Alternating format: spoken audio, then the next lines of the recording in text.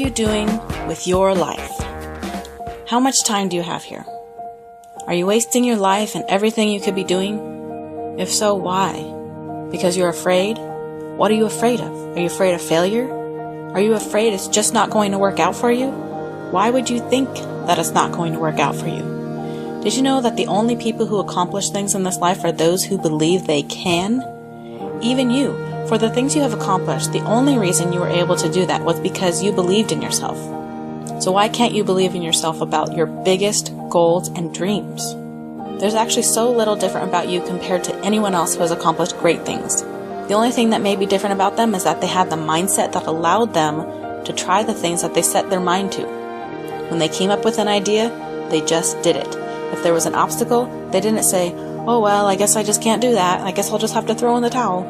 No, they figured out a way to get over that obstacle. They were resourceful. They took the resources they had and turned it into something that they wanted it to become. Everything is changeable.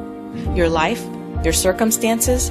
You can exchange money for things, time for money, time for accomplishments. You can take things in this world and turn them into a masterpiece, something you desire to come true.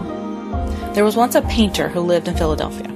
His passion was to paint grand paintings, and he was very good. He had a natural talent, but he didn't make much money. One day he couldn't afford to buy his canvas and paints. He took a walk, pondering how he was going to be able to paint this idea he had in his head. He envisioned a woman holding her newborn child, big heavy clouds hovering over them, then splitting just enough for rays of sunlight to shine down on them. The vividness he had in his mind, he just couldn't contain it. He just had to get this out with his paintbrush. Well, as he was walking down the alley, there was lots of noise disturbing his thoughts. Hammering, drills, all kinds of power tools. They were renovating one of the houses on the alley. And he was looking up, watching what they had done to the house, and he remembered how bad that house looked before. He admired their work. The house was really coming along.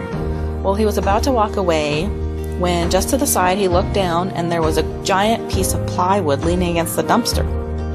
A construction worker was throwing it away. He walked up to it to examine it, and it was in good condition. A piece cut off one end, but besides that, it was pretty much how you would get it if you hopped over to Home Depot to pick it up yourself. For some reason, he decided to look inside the dumpster. He didn't know why. He just felt the urge to see what else was inside. And to his surprise, there was actually a can of paint. It was home paint that you would use to paint your walls, but he didn't care. He lifted the can of paint out of the dumpster, and it felt like it was about half full still. The paint running down the side of the can was a medium shade of gray. A light bulb went off in his head. He ran back home, grabbed a towel, some rope, and his keys, and drove his car back to the dumpster. The man put the towel down on top of his car, flung the plywood up there, tied some rope around it to secure it to his car, and placed the half can of paint in his trunk. He went home, and with the help of a little bit of white and black paint he still just happened to have left, he created a grayscale version of his vision. The woman holding her baby, the clouds parting, the rays of sun shining down on them. And he sold that painting on the plywood for $4,000. Who says you need canvas to paint a masterpiece?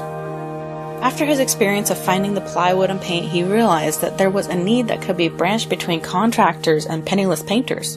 Contractors were just getting rid of these spare pieces of plywood, going straight to the dump, and half-full cans of paint of various colors. And there were many artists out there who were struggling to earn enough to buy more supplies.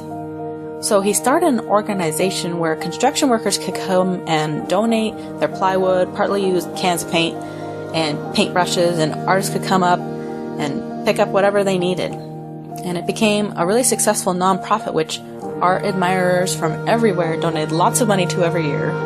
Eventually people also began to donate canvases of every size and acrylic and oil paints of every color, all the various shapes, sizes, and styles of brushes. And all the artists whose passion it was to paint had their needs finally fulfilled because of this one man with one grand vision.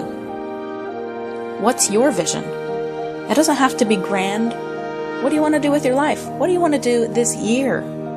Find a way to do it. There is a way. You just have to find it. Don't look at those obstacles and give up. Everyone has obstacles. The people who succeed are the ones who look at their obstacles and think of a way to overcome them. So take action now.